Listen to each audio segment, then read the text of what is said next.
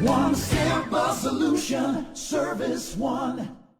Okay, one of the things you can check if you're having problems with the air conditioner is the outside condenser coil. It's very important to keep this coil clean. The cleaner this coil is, the better your utility prices are, and also the longevity of your equipment will be better.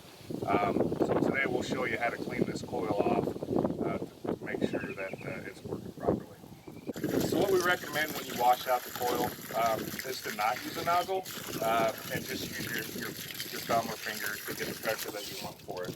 If you do use a nozzle, just make sure that the pressure isn't too high and ends up bending these fins because they are very soft and they can bend easily.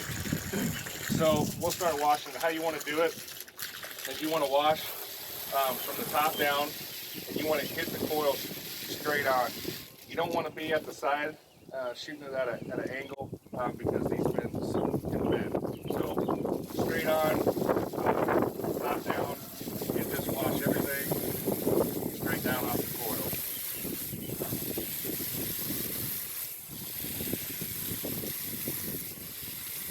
Like so. We recommend doing this about once a month. One of the things you can do if you're changing it once a month is just remember to also wash your coil out.